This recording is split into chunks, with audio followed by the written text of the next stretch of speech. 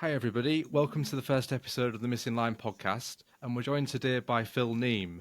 Now, Phil was commander of D Company, the 2nd Battalion, the Parachute Regiment in the Falklands War, and Phil's come today to talk about his experience, leadership, courage, how life's been after the war, and just stories and insights into what it's like to actually, go to a war zone a long, long way from home, and ultimately to fight for freedom.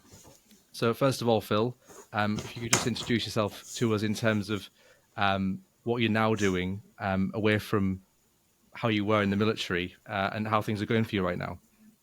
Okay, well, I'm Philip Neame. I'm now retired from the military and from sort of seriously working life. I'm still involved with a charity that I helped set up before I left the army called the Ulysses Trust, but progressively having less to do with that on a daily basis than I used to do. And I guess my ambition is probably to stand down from that in any sort of executive capacity in the next couple of years, as it's now in very capable hands. Right, that's good to hear. So let's get going, Phil, into the substance. I just wanted to start by reading a little bit of your book in regards to the dedication. And funnily enough, it is Ulysses by Tennyson. And this reads, "Though much is taken, much abides.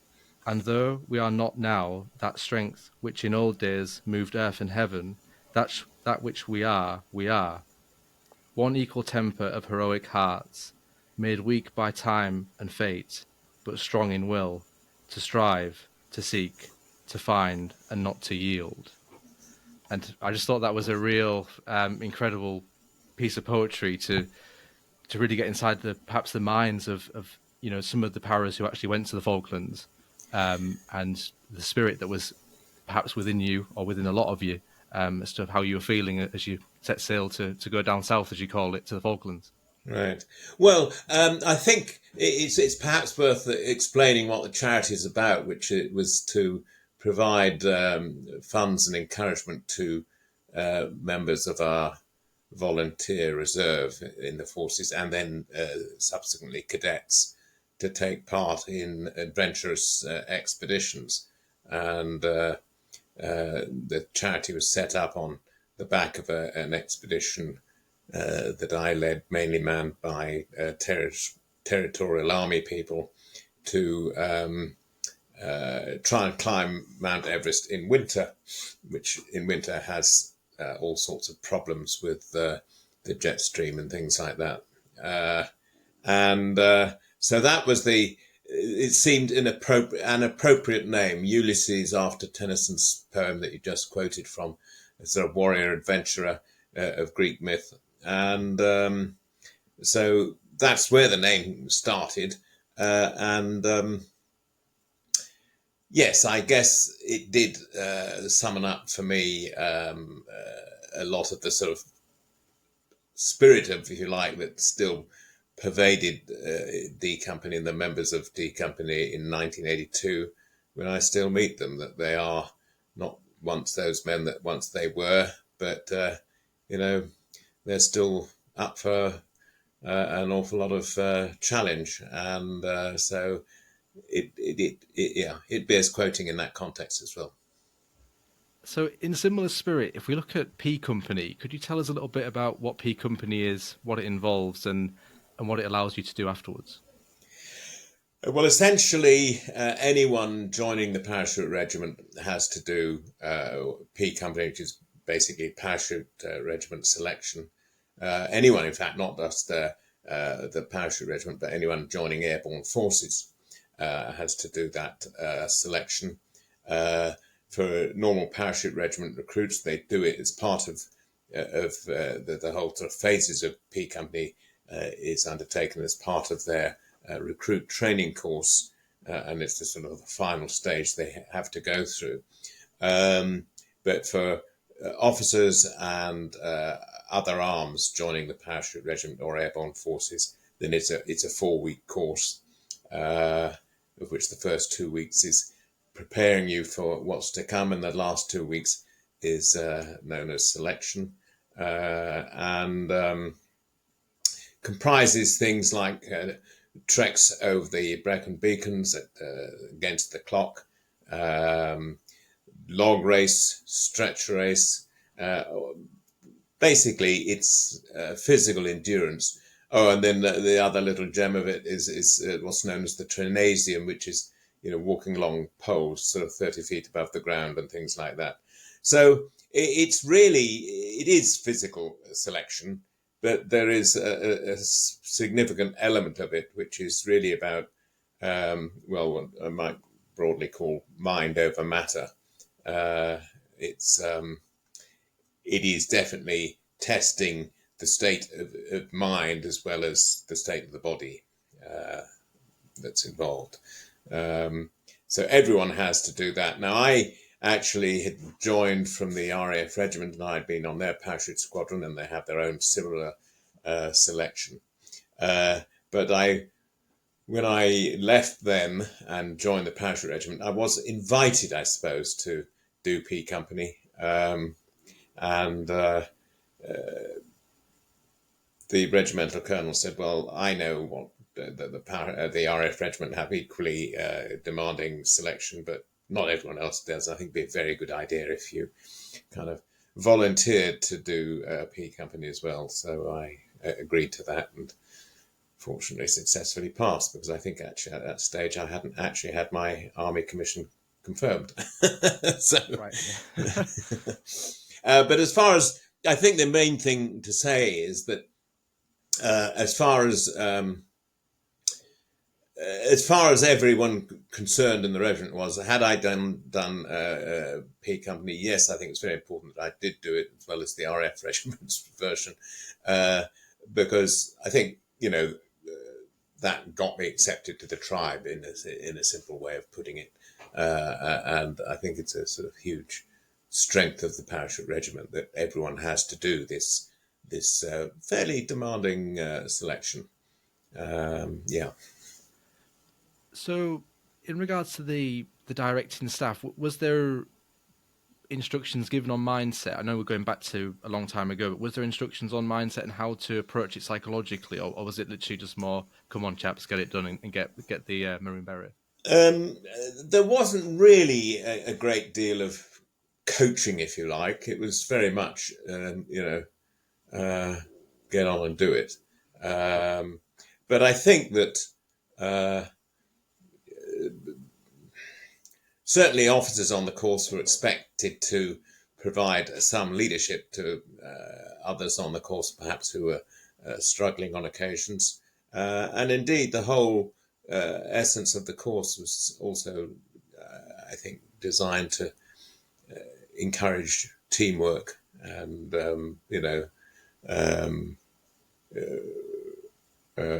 one for all and all for one sort of approach as really fundamental to, I think, the strength of the regimental ethos of the parachute regiment. Yeah. And so, moving a bit forward to at the time of the Falklands, when you first heard of the landing on South Georgia, what were your thoughts in regard to how it would turn out? Did you think it would end up in a fighting war, or did you think that somehow diplomatically it would be resolved? I think we thought that it would somehow, before we really got stuck in, someone would stick their oar in and resolve it diplomatically, which was always a slight concern in the back of our mind. I think that, when it first blew up, when the Argentinians first invaded, we were not initially, Para were not initially signed up to deploy. It was very much H. Jones, our commanding officer, badgering headquarters, that got us included in, or added to the task force. And we certainly didn't want to miss out on what was, going to be a fairly, well, if it's going to end up as fighting, it's going to probably be the only opportunity that I could see on the horizon of ever fighting, a proper war as opposed to counterinsurgency. operation, which I had some experience of in Dauphin and obviously in Northern Ireland. And I think the mood of the battalion was, we really want to get stuck in and grab this once in a lifetime opportunity. We were, after all, paid up professional warriors in a sense, and you want to put your chosen career, if you like, to the test, and there was that element of it. Yeah. And then, so when you got onto the vessel to sail down to the Falklands, could you tell us about the journey, so the people that you met on the ship, but also about what you were doing in terms of assault courses and trying to make things interesting whilst aboard? Right. Well, perhaps worth saying, first of all, that our transport down there was not aeroplanes or parachutes, but a North Sea ferry, which had been a ship taken up from trade, as it was called, a stuffed ship. It was the MV Norland, which plied regularly between Hull and Zeebrugge in Holland. And so I suppose when we first got news that was the way we were going to deploy all the way down to the South Atlantic, it was something of a surprise. And bowling up in Portsmouth, and there she was alongside, very much a North Sea ferry, but she was already changing somewhat. There was a crew of engineers erecting a heli deck on the top of her main deck at the rear of the ship. So things are already going on. I suppose, yes, and it was all, the departure was very much a bit of a jamboree, a bit of a party almost. There was families down there on the quayside waving people off. There was quite a lot of onlookers from Portsmouth had trooped down to wave us off and so on.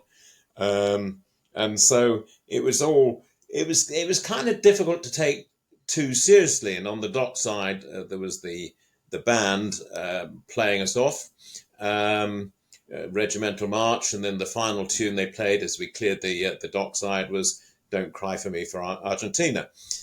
So it was, as I say, something of a party atmosphere. And I suppose at the back of our mind, it was still very much a toss-up as to whether this was going to end up in a fighting war or not, or whether it would be just a cruise down to the south equator, holiday in the sunshine, and cruise back.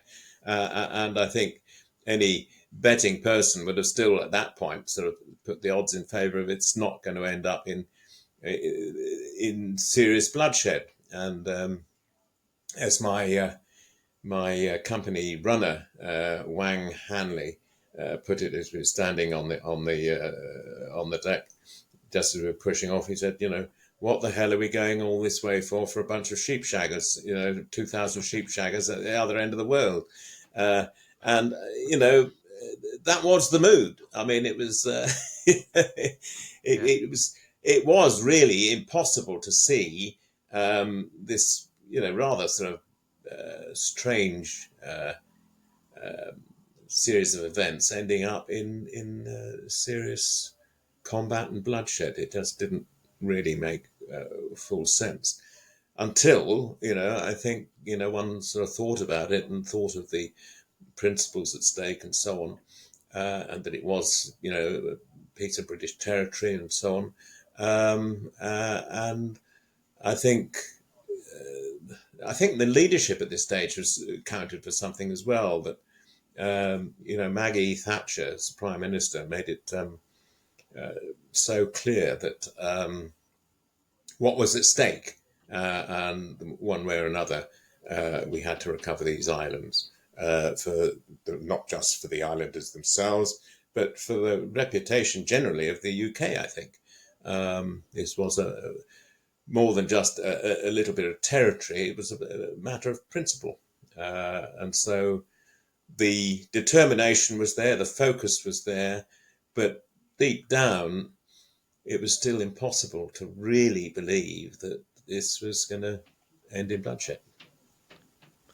And then when you land on the islands themselves, I gather you had a really difficult trek up a high peak there, and carrying a lot of weight and lots of other bits and pieces. And could you describe how that was and how you felt doing it as a sort of a first action on the island? Well, there's been quite a lot going on the way down there. We've been doing our best to keep ourselves fit, in the confines of a fairly small ship and so on. A lot of physical training on the various decks, etc. We'd done an awful lot of preparation and other training, first aid training, that often gets overlooked in peacetime and so on. Little bit of small, shooting practice, etc. But a lot of also kind of what-ifing, just sort of working through our SOPs, the standard operating procedures, and thinking, okay, so in this environment, in this particular case, what's likely to be the outcome? What do we really need to prepare our minds for in terms of what the immediate actions required are, and so on. So I think by the time we went ashore, I think there was probably a bit of relief. We'd been at sea for 4 weeks. The weather had got, once we passed the equator, had got progressively worse. We were very worried about the ability to move once we went ashore. And so there's a lot of debate going on in terms of what we might need to carry with us, what we could possibly jettison, amongst other sort of more outlandish suggestions. Was one from our commanding officer, H. Jones, who said, I think we don't need to take bayonets. We're going to win this with firepower and modern weaponry. So that will lighten a pound or two. And I passed this down to my chaps and got a very sort of unhappy looks back, saying, I think, the idea of going into combat without your bayonet, it was, it's all sort of, being a bit too relaxed. So I remember challenging H about this, saying, the Toms really aren't terribly happy about leaving their bayonets behind. And he said, some nonsense, and dismissed me and so on. And I returned to the subject a few days later. I said, the Toms really are unhappy about leaving their bayonets, last resort, etc., etc. And I said, actually, in the last resort, they're very useful as spare tin openers. So I kind of shot a look of complete disbelief that I should even suggest that. But nevertheless, I think that H saw that it was becoming an emotive subject with the men, so he sort of grabbed that as an opportunity. Well, if they need them as tin openers, they can bloody well carry them. It was his way of gracefully giving way on it. And I think, well, as it turned out, we certainly did need them for the purpose they were designed for, not opening tins. I think it made people a lot happier to know they had them. So it was a good decision in the end on his part. And he was a man of strong character. Yeah. And he was headstrong, determined. How was your relationship with him before the conflict? I'd say a little bit up and down, and probably quite fairly important sort of set of circumstances. We'd been on overseas training exercise in Kenya just before at the end of that year, I think it was, yes.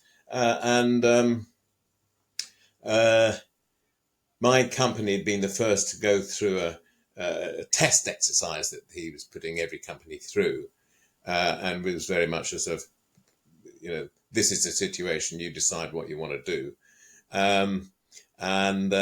He was also directing the enemy, So, say it was a fair competition, it would be a slight exaggeration. But anyway, he gave me my brief, and it was to advance over a gap of about a distance of about 7 or 8 miles to take out an enemy camp, and then proceed on to the next objective. And he said, it's very much up to you. You can see the ground, and there was a ridge line on my right, and there's sort of valley going straight ahead of me, and so on. And I sort of thought, well, I know where H is going to put the enemy. That'll be on the ridge line. So I'm going to take the low ground, even if, normal doctrine might suggest, that you want to dominate the high ground. All I'm going to do is meet a lot of opposition. So I took the low ground, and we bypassed all the enemy positions that H had carefully installed to ambush us on our way over to this objective. And he kind of went ballistic because I totally upset his exercise. So got a very public debrief in front of the company at the end of the exercise, which he finished saying, well, I hope you've learnt something about this and, better use of ground. And I kind of was a bit pissed off. So I said, yeah, I did learn something about a lot of things, Colonel, but perhaps not what I wanted, or not what I expected.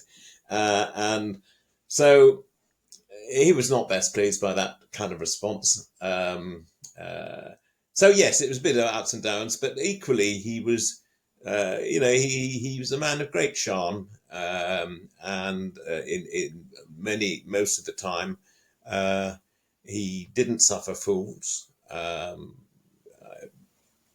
Frankly, I appreciated that, and he was definitely a focused individual, and I could certainly happily work for someone like that.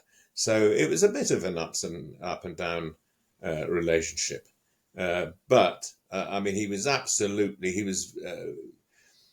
a character, and a strong personality. He had his very strong set of values, and he absolutely insisted that the whole battalion conducted itself by the values that he was, convinced were right.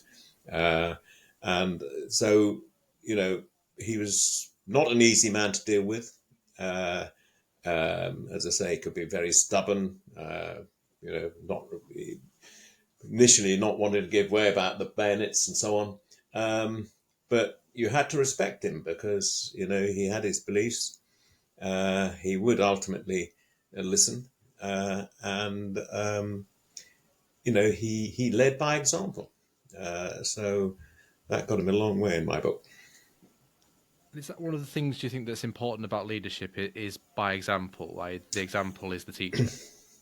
Yes, but equally, I think it's fundamental to leadership. But I think you have to be a bit careful in determining exactly what you mean by example. And I don't mean, therefore, and I think this was perhaps its weakness, that you get yourself in the position where you are literally doing everything that everyone else is doing. People have their role in the battalion, and for some people it is to storm trenches. Other people are expected just to sort of be using their noddle a bit as well, and calculating what the best solution to the problem ahead of you is. I think this was.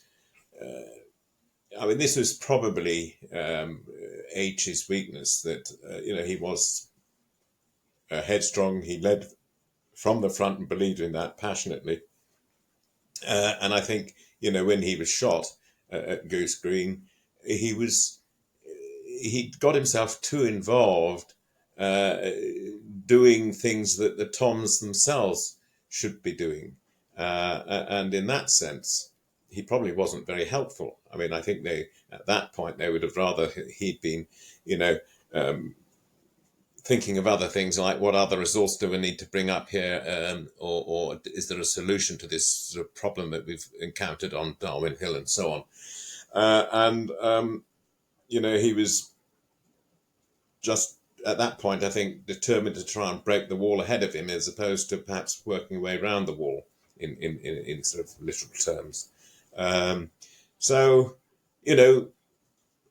My verdict in all this really is, no one is perfect.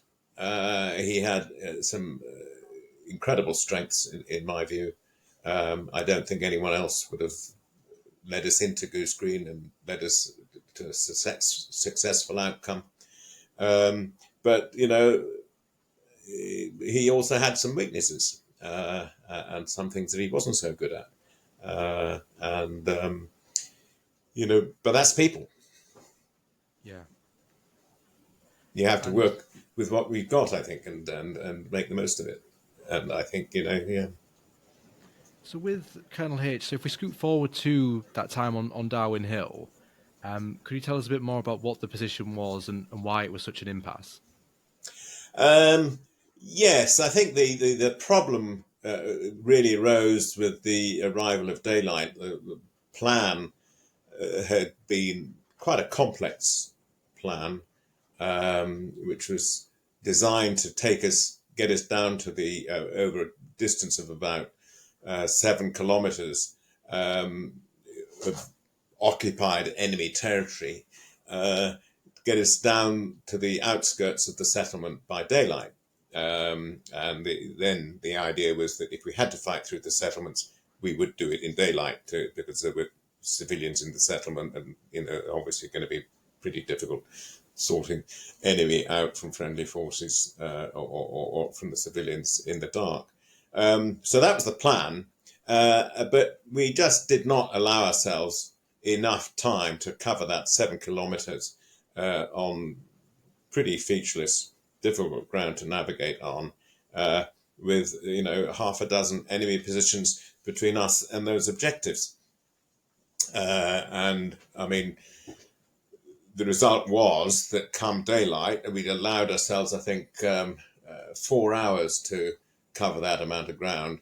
By daylight, we were only halfway to the objectives, and at least more than half the battle, as it were, still to fight to get to the outskirts of the settlements. So H was sort of following up behind his lead company, A Company, which effectively was the first company to encounter this opposition on Darwin Hill, which was, as it turned out, to be a fairly significant, was probably the enemy's vital ground, as you refer to it in military terms.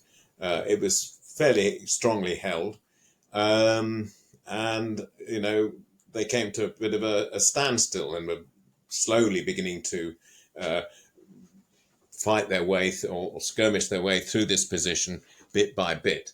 And it was a hard slogging match. And H could see time slipping and everything else. And I think just got frustrated with the hold-up. And I don't think there was anything really that he could do to sort of speed things along. But his inclination was, I'm going to get up there and get stuck in myself. And that's what happened. I mean, in a sense, because he was right behind the lead company at this point, A Company, and it was still dark, he was right where he should have been. You want to be right behind perhaps your lead unit. But with daylight, he needed to be not actually himself involved in the sort of close quarter fighting that the company itself was in. But he allowed himself to get sucked into that position. And then I think probably would have had great difficulty if he'd had taken time to think about it, would have had quite a lot of difficulty extracting himself anyway. So I think you've got to sort of, I don't think it was his cleverest moment, but I think you've got to look at it with some understanding as to why he'd got into that position and, the pressure he was under and so on. And undoubtedly, as daylight came up, and there we were, only halfway there, with a lot of open ground between us and the objectives, and a lot of enemy between us and the objectives. It was a pretty critical moment. And you have this problem, right, where you have, and one of the commanders said, look, if you send up one of the chaps to go and try and take out the Argentine machine gun nest, if you like, he'll die. You're sending your own men probably to die just because of the strength of their position. So was H in this situation where he thought, well, I've got to do something perhaps almost in a sacrificial way to make sure that I protect the chaps and I'm not doing something that I wouldn't ask them to do?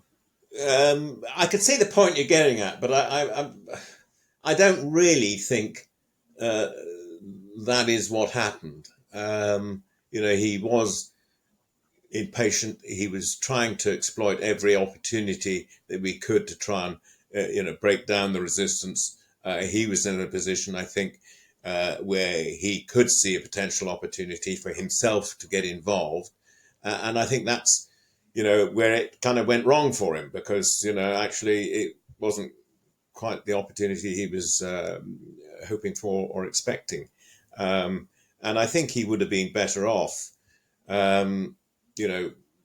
consciously standing back and getting the Toms and members of the company, other members of the company, to do it rather than trying to do things himself.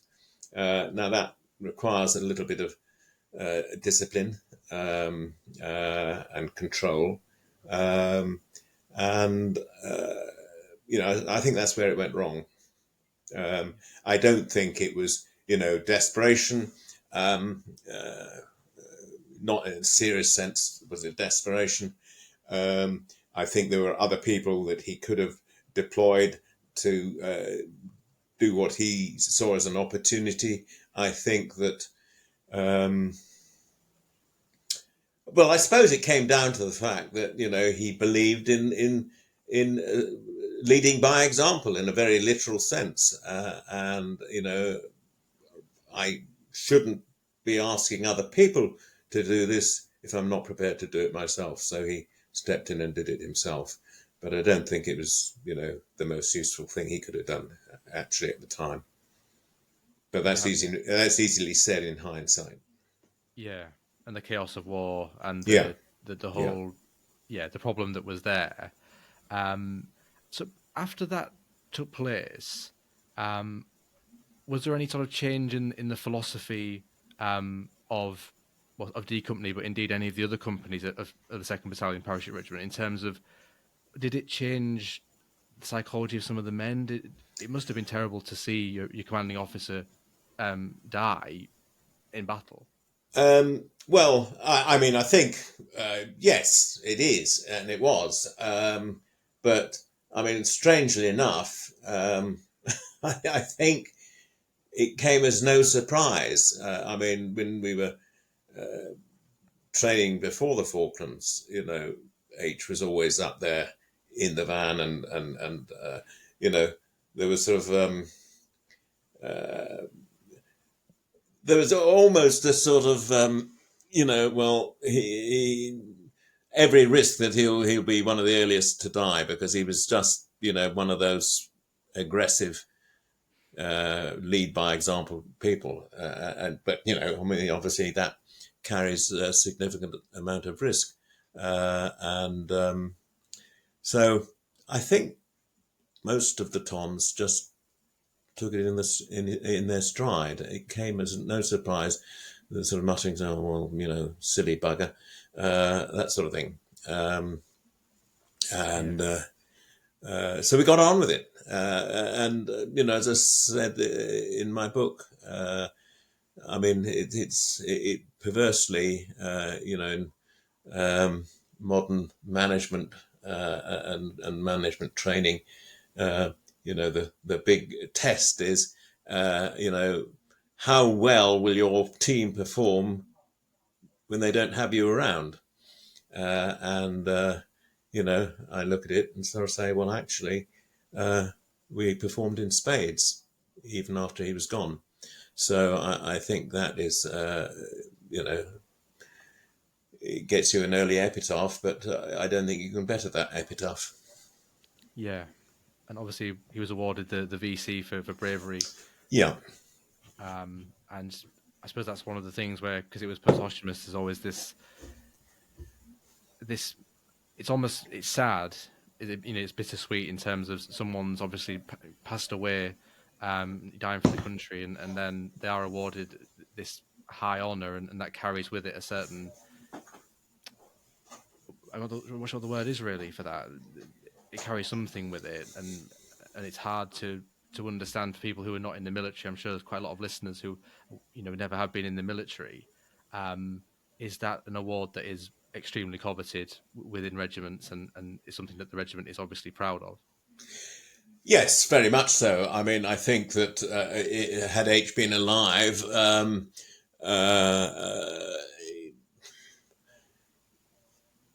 he would quite possibly have got the VC even if he hadn't been killed, and he would have said, but this is, this has been earned by the regiment, not just me. I'm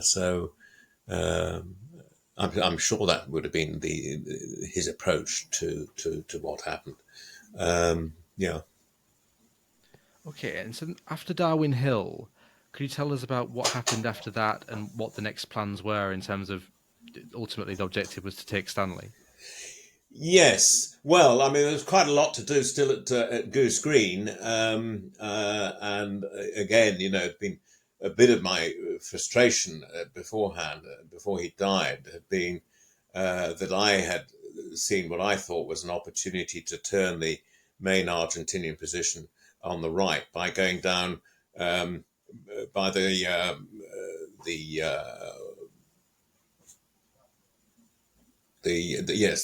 western. I'm just trying to get my geography sorted in my own mind. On the western shoreline of the isthmus of Goose Green, and I'd actually, I'd had a contact earlier in the night and picked up several casualties. Found 3 of them were killed, and almost straight away in that incident. And in fact, were the first casualties that the battalion received. So we'd had our bloodying already. I was back in reserve at this point. And I think standing somewhere short of Darwin Hill, in the position where H in an ideal world should have been himself, because I had a pretty good panoramic view of the isthmus that lay ahead of us. I could see, what was holding up A Company. I could B Company on their right had come to a standstill. I couldn't see where they were precisely, but clearly the whole situation needed unlocking somehow.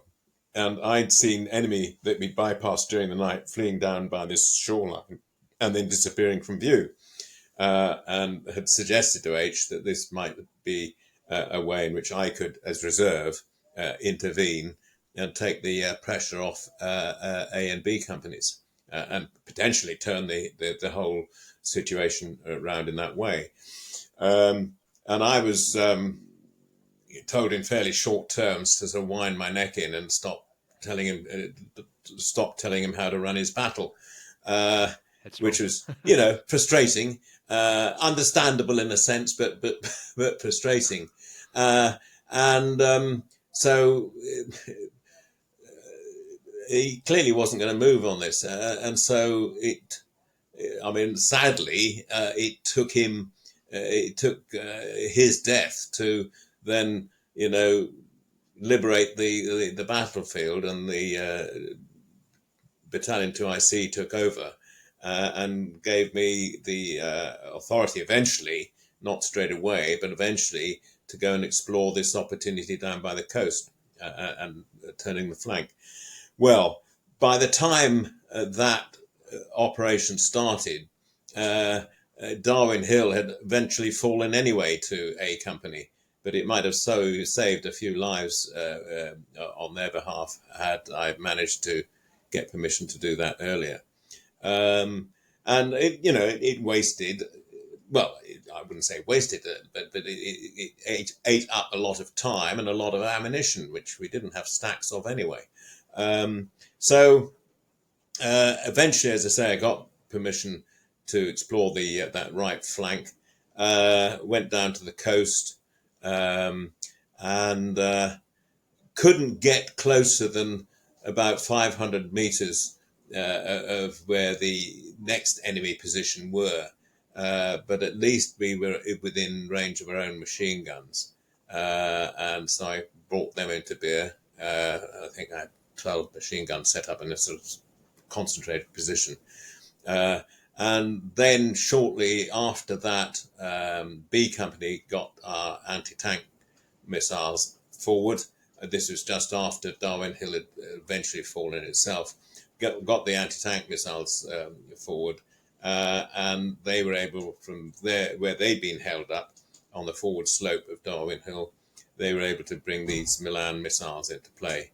And I suppose that was really the combination of Milan missiles hitting this position, and then as the survivors tried to Milan anti-tank missiles, so high explosive stuff hitting a Sanger was fairly devastating, so I was able to then slot the survivors who tried to escape to another trench and so on.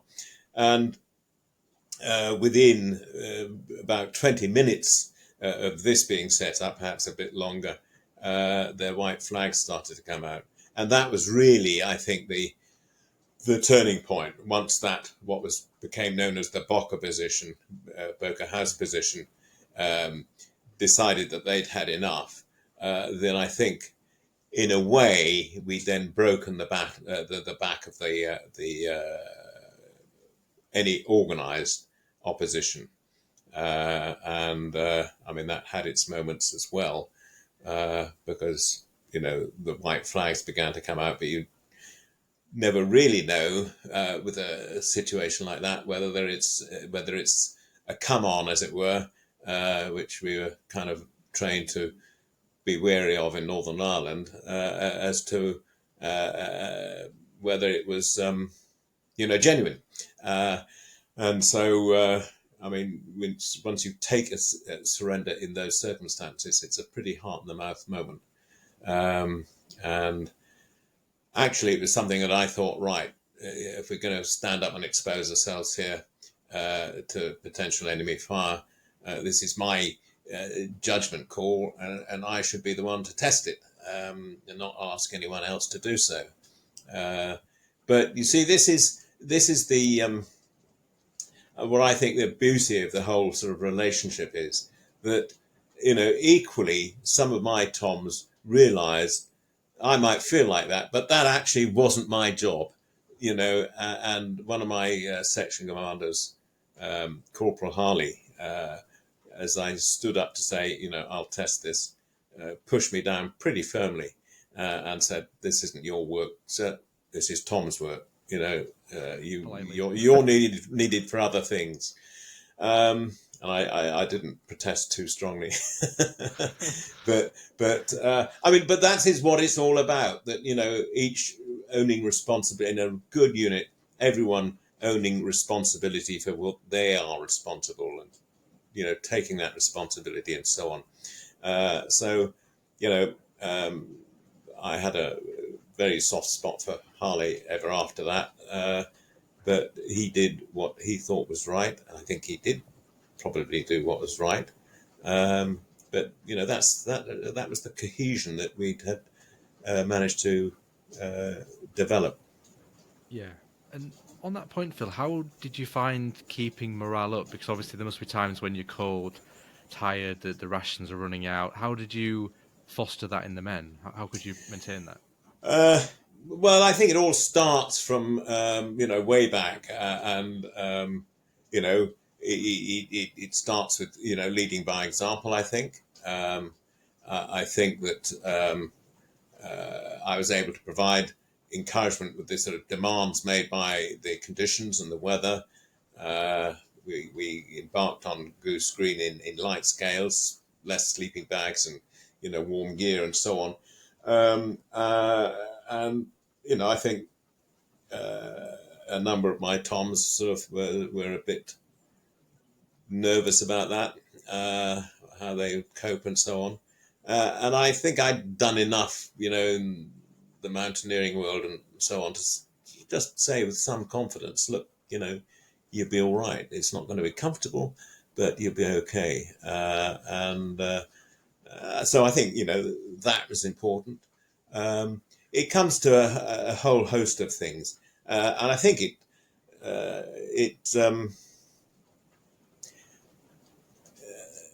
again, it comes down, I think, to teamwork and everyone pulling their weight and looking after each other and so on when that was needed. But it's, how do you? It comes down to morale, I suppose. So they need a lesson on, how do you maintain morale? Well, again, it's a subtle business, but it definitely depends on leadership, and I think leadership at every level. And probably almost like a football analogy, you had to treat each player differently, but then again, every soldier is different, right?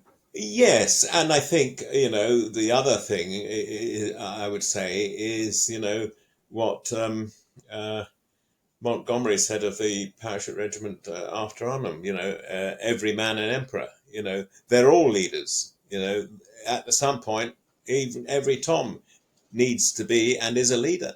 So that's what you're drawing your strength from, I think. I mean, leading is not a single person's job. I mean, I could not have led that company unless, I had other leaders among me in that company who were sharing the load all the way along. Yeah. I guess that makes the great team. Yeah. Everyone's pulling their weight, personal responsibility, like you say, Yeah. and it all coalesces together. Yeah.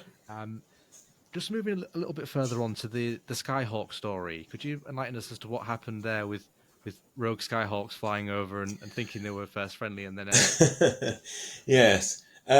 Well, after this Boca surrender, we pushed on our advance, and I at that point was very much in the lead on the way into my company, at least, in the lead on the way into Goose Green.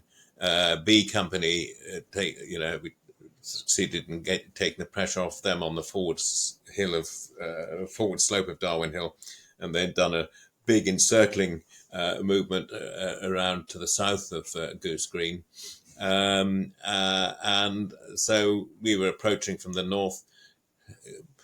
B Company were already buttoning up the south approach to Goose Green, it clearly, I mean, after Boca surrender, I had I wouldn't say I'd become complacent, but I had begun to think that actually we'd cracked it, that we had the enemy on the run. But as we approached Goose Green itself, bearing in mind Darwin, another settlement, the twin settlements of Darwin and Goose Green was by now in our rear, clearly the enemy decided to try and put up a last fierce fight, and started to more or less sling everything they had at us. And that included, well, first of all, we had to, first of all, take out the schoolhouse position just north of Goose Green. And that involved a certain amount of excitement, some casualties again. They were bringing their own artillery fire into the exercise at this stage as well, and we picked up casualties from that as we were waiting to put in the attack on the schoolhouse. I thought, right, we'd just perhaps begun to relax a bit and get things under some control. And we then had the white flag incident, which was the platoon that I had up on my right giving covering fire for the attack on the schoolhouse, or trying to give some covering fire for the attack onto the schoolhouse, and had another white flag being waved to their front. And the platoon commander, somewhat headstrongly, had decided to go and replicate what we'd already done at Boca House and take a surrender. And sadly, he was a young, inexperienced individual. I think, sadly, his enthusiasm, I guess, perhaps got the better of him, and he hadn't taken on board that before we took that surrender at Bocker House earlier in the afternoon, we'd spent half an hour preparing the ground, making sure that everyone knew we were about to advance up there, that there was, we thought, a surrender taking place, etc. It's not something you rush into. And sadly, he did. So I can't do anything but admire his courage and enthusiasm. But, it was probably a mistake in hindsight. So that attempt to take a surrender fell apart. Both sides involved in that engagement ended up sort of shooting at each other at close range. He was killed and so on. So we'd had an anxious time getting that under control, and had finally stabilized the situation. And I got this, so I was getting ready really to keep pushing on and trying to advance, although, things were sort of getting a bit sort of neck stretchy by this stage. The Battalion 2IC, Chris Keeble, then came up on the net to me and said, you're not to advance any further because we're about to get an airstrike put in on our behalf. And we'd been calling for air all day from daylight onwards. So it was now sort of mid-afternoon, short winter afternoon. So I got the message, stay where you are, wait for the airstrike. The problem had been that the ships at sea had been fog bound, so they couldn't get the aircraft in to us until then.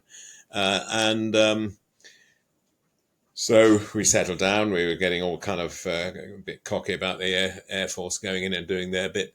We heard the jets overhead.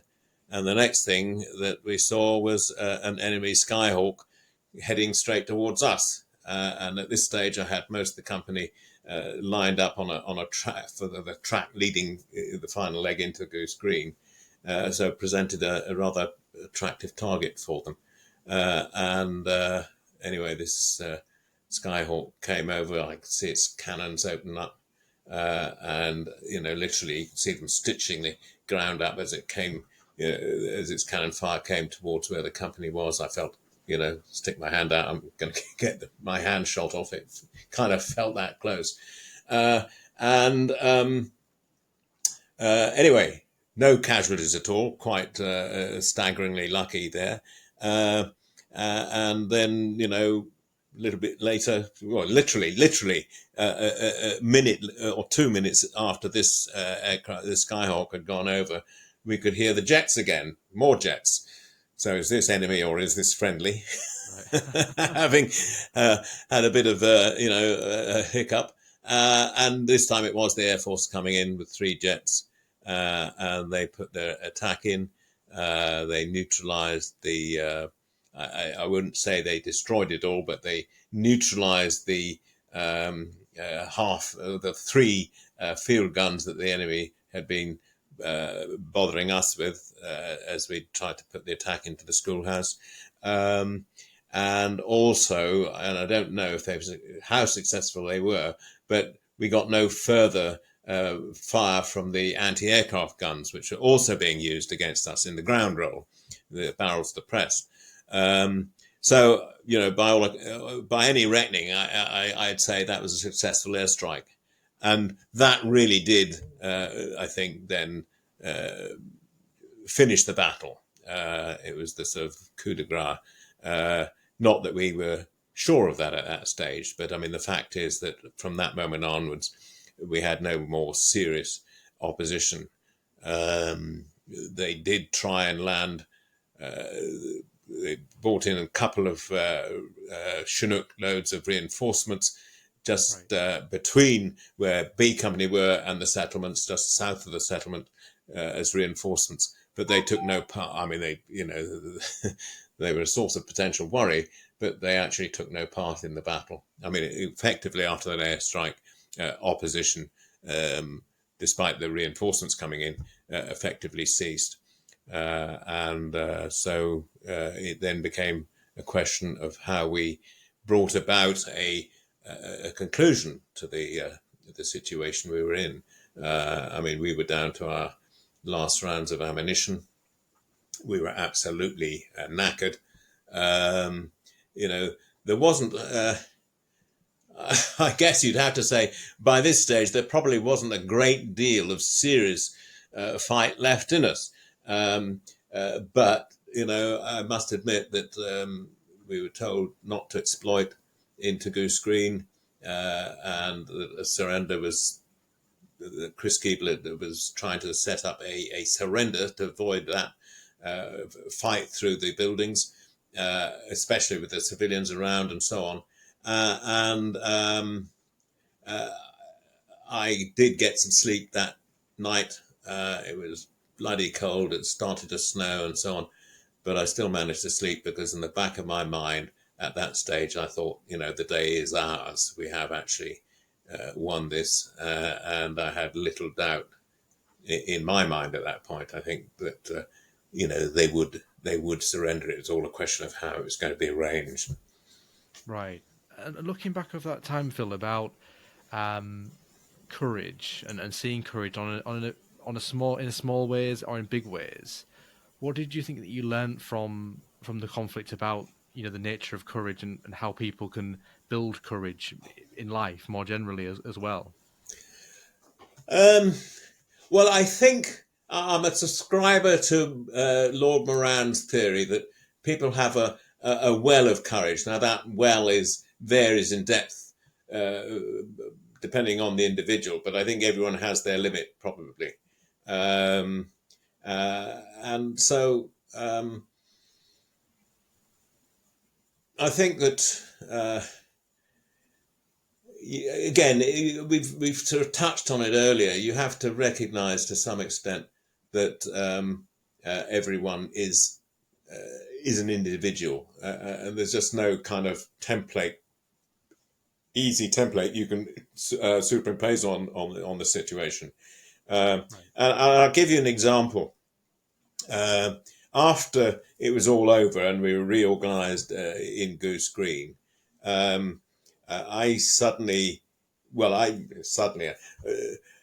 things had quietened down and everything else, and I had an increase in the number of young Toms wanting to report sick and go to the regimental aid post, all sorts of reasons, you know, trench foot, you know, blah, whatever. Not a huge number, but I just detected it was an increase, and kind of took a moment to think about this. And then I said, right, so no one's going to the regimental aid post without first seeing my company sergeant major, a chap called Nobby Clark, who was a pretty shrewd chap, and not the sort of bawling, shouting type at all, almost the antithesis of this.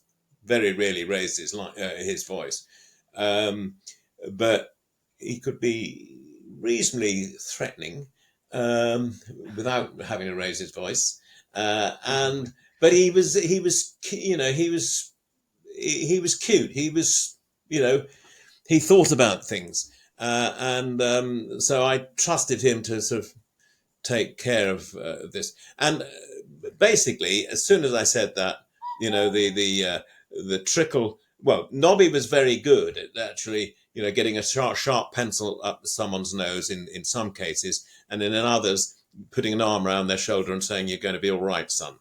And he was priceless at that. The trickle of sickies just evaporated. It stopped. So I think this was, you know, perhaps the best way I can answer that question. You know, you've got to, you know, there are going to be times when people will just, their blood's up, their adrenaline's up and so on, they'll crack on. And then others, when it goes quiet and they've got time to contemplate about what they've been through and so on, then they need a different sort of gearing up and encouragement. And you just have to be, I think, alive to that. For myself, I found that moment was not challenging for me, because I think sometimes when you're the chap in charge, you have the advantage of knowing that everyone's looking to you for some reassurance or encouragement or whatever. So your focus is on that, and it's all a question of, it's a state of mind. It's where your focus sits and so on. And so it's a subtle business, but you've just got to be, I think, alive to anyone who says they're not afraid is they're either lying or they're barking mad. But you've just got to acknowledge it, and then treat it at a human level, and provide what reassurance you can. And I think more than anything else, you work on the basis of, we're all in this together. And if we stick together, we're going to be okay. We'll come through this.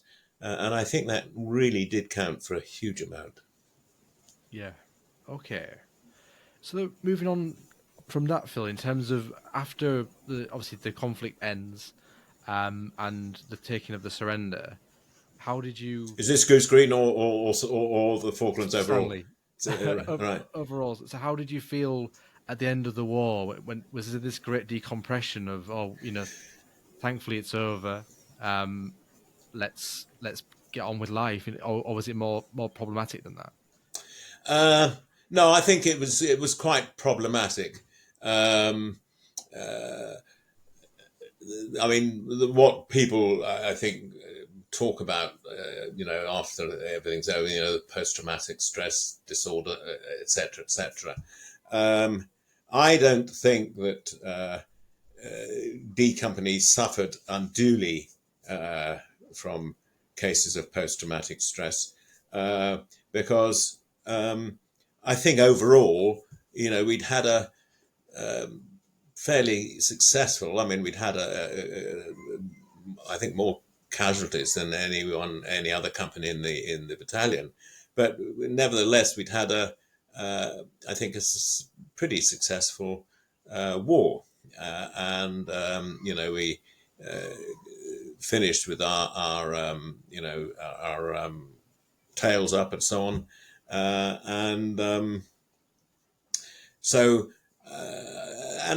Tails up, and I think we'd had a bit of a buzz from the experience. Certainly, I kind of, at the end of our second battle at Wireless Ridge, had got to the point of thinking, actually, this is. I don't think I'm too bad at this, and I'm quite enjoying it. Now, that's an easy state of mind to get into when you actually do know for real that it's all over. I think that, had someone, right, okay, now we got more to do and so on, I perhaps wouldn't have felt quite so bullish. But, nevertheless, we finished with that buzz in us as a unit and so on. So I think we were not, many years later, I came across two of my ex-Toms who had put in a case to MOD saying they were suffering from post-traumatic stress and putting claims into MOD. I took a view of these and actually said, I'm not convinced about these. And I could well see that there were other people who potentially were struggling. And indeed, I've got to be honest and say we did have 2 or 3 people afterwards who I definitely said they're not right. One of them, one of my Toms, who had been very badly injured at the white flag incident at Goose Green, and had been casevaced and so on. I mean, I think he had 3 or 5 bullet holes in him by the time he was casevaced. And he came back to us, several months later, back to Aldershot. But he was, it's not a good term to use, but I can't think of a better one at the moment. But he become completely unbiddable. He was a source of constant indiscipline, trouble, and so on.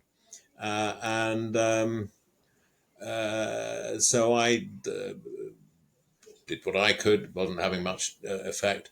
I sent him off to have a chat with the padre. That didn't seem to have any effect. So I did the obvious things. But, in the end, we discharged him. And I think looking back, that we were probably a bit hasty in doing that he perhaps just needed more time, a bit more TLC and so on. But that just there wasn't much experience in dealing with this sort of thing in those days, I don't think. And certainly there was no training given in how to deal with it and so on. It was just sort of assumed that you would apply common sense and do the best you could. Another chap in my company was actually my company runner, Wang Hanley, and he went a bit off the rails, and he was arrested that following Christmas in Nottingham, waving an Argentinian pistol that he'd dispirited home in a pub in Nottingham, and the local police sort of wisely decided that they'd pack him off back to us for us to deal with rather than put him through the civilian courts. So he was marched in front of the CO, and he was sentenced to 30 days in jail or something. And Wang, as we marched out of the CO's office, said, I want to go to my... Oh, he had asked the CO whether he could go to his brother's wedding, happening a week later or something. And the CO understandably said no. And he said, I'm not going to stay in jail. I'm going to go to my brother's wedding. And I said, Hanley, just stop being a Charlie uniform November Tango and, do your sentence. I'm not staying. And... I mean, I was very fond of Hanley. He'd been a fantastic runner for me in the Falklands. Anyway, he escaped from the battalion jail, duly went to his brother's wedding, and then, came back. Yeah. And, I was pleading for him not to be discharged. But, I mean, he burned too many bridges, and sadly the CO discharged him, and so we lost him as well. Right. And then he got, once he was left, he used to turn up at Airborne Forces Day, and he got into a couple of scrapes then, and so on. So I think he was suffering, but there were 2 others, as I say, from my company, who I took a view and said, I just don't see they've got cases here. So I don't know, maybe, well, all I know is that certainly I know one of them is still very much around. And I had rather taken the view that, the Falklands had been the making of this particular chap, because, he'd been an NCO, and he had come to me actually under, with a blotted copybook, on a 3-month warning, I think, and had really quite excelled in the Falklands. So I just thought he was perhaps spinning, a bit of a line on it, and I hope I haven't done him an injustice. But, these things are not black and white. And I took the view, look, I think, this NCO, I thought, if you're getting an award here, there's only so much money to go around in this equation, and it probably means that someone who does need the help isn't going to get it. And so, that was my view, given to the MOD lawyers. And I have to say, I later had the opportunity to, he left by then and so on, but I did actually have the opportunity to repeat the same message to him as well. But, it's not a tidy world. Yeah, exactly that, Phil. And one thing that we looked at the book, obviously, Penal Company on the Falklands. Could you tell us a bit more about how that came to pass and why it was named as such? Right. Well, yes. It all started one evening in Chatham in I think 2012. And so that was the what was that? That would be the 30th anniversary of the Falklands, and we were getting various commitments. I'd gone down to the Falklands and helped make a film in 2012 on that as well. Trying to remember the name of that now. But anyway, I was asked to go and talk on my experience at the Royal Engineers Depot in Chatham, at their combined officers and sergeants' mess occasion. So I bowled up, and as I got up to start my little presentation, saw a whole lot of hands waving from the back of the hall. I think there was 150 or so people, probably more, in the room, and I had a close look. I know these chaps. And there was about a dozen or so of my ex-Toms and NCOs in the audience who had somehow, because I hadn't spread the word, somehow heard that I was going to be talking that night. So I launched in and I described the situation that I'd inherited, which was that D Company was definitely... they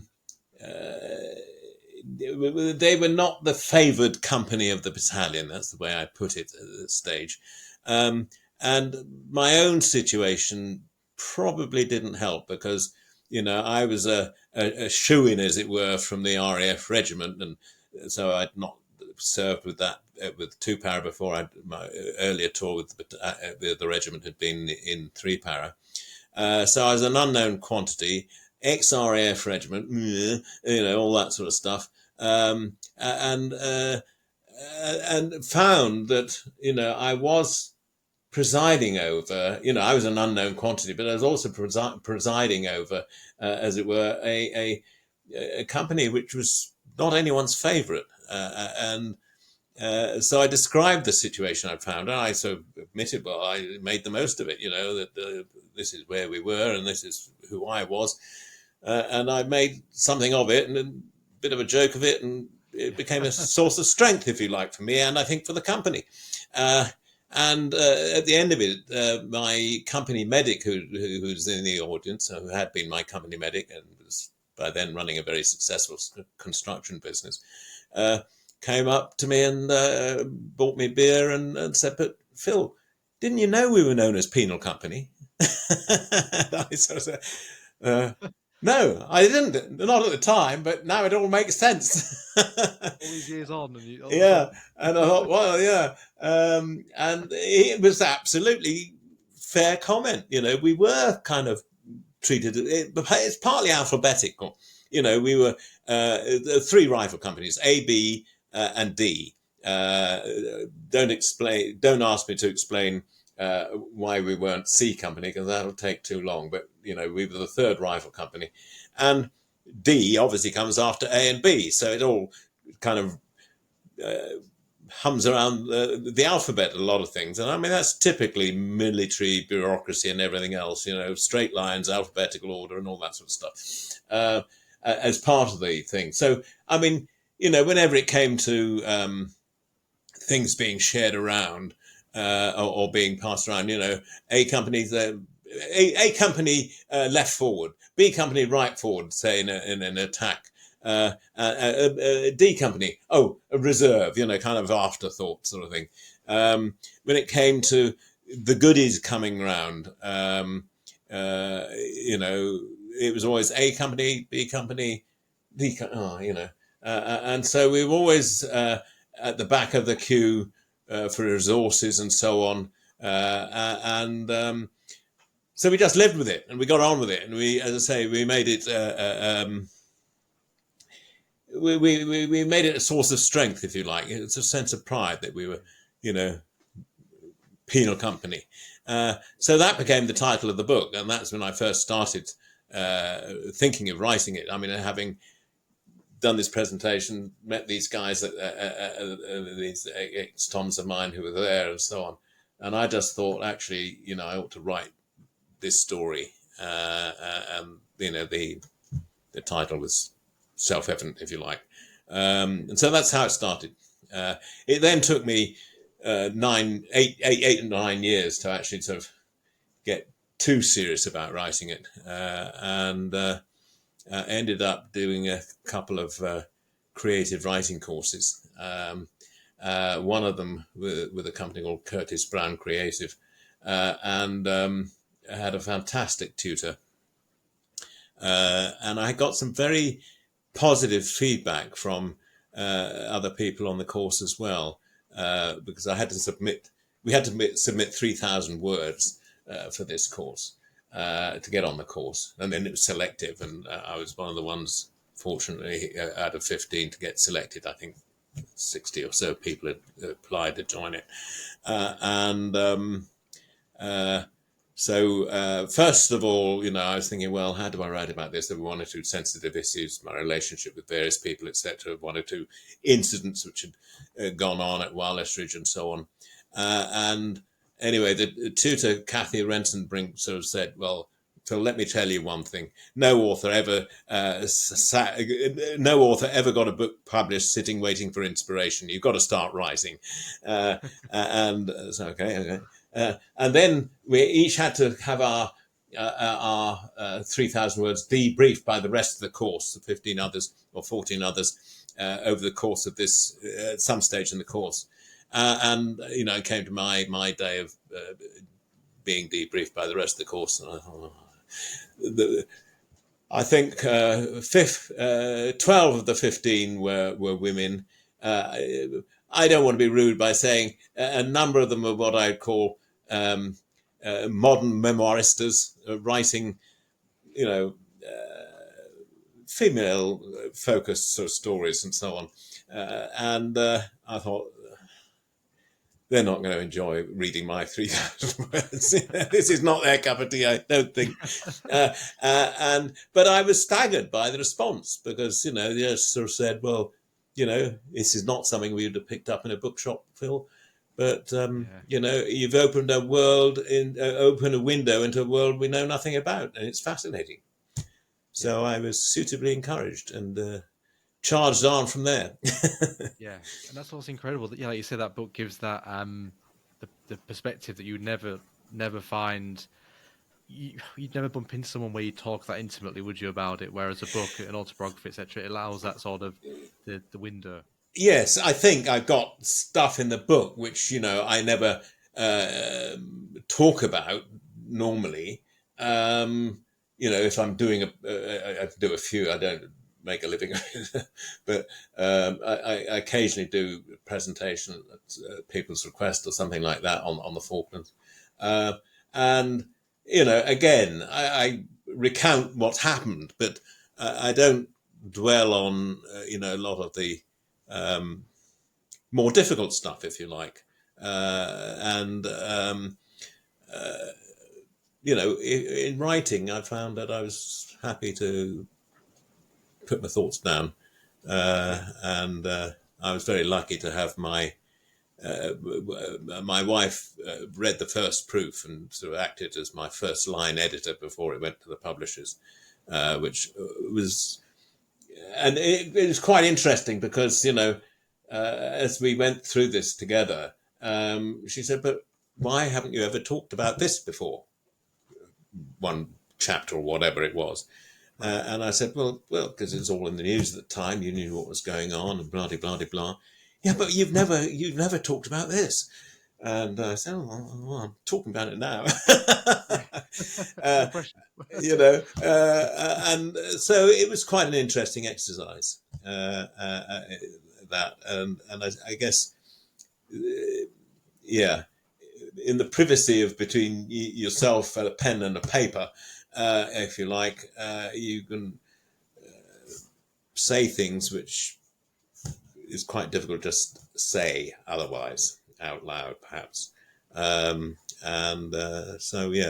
it was interesting exercise. Yeah, that's great to hear. And finally, Phil, as we draw to an end, we're establishing a tradition on the podcast where someone hopefully can bring an idea, a quote, or an insight. And really, it's almost like a missing line that they've had from their life that, looking back, they think, oh, actually, yeah, that really helped me understand things better. I'm not sure if you've got one for us. I'm putting you on the spot now.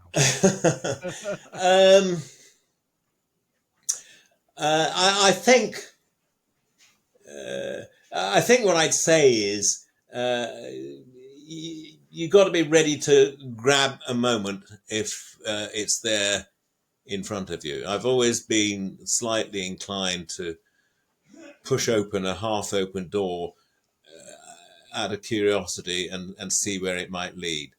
And that's led to an awful lot of wealth in my life, I think, by doing that. Some of it's been difficult, some of it's been painful. But, you've got to be prepared to, take that step.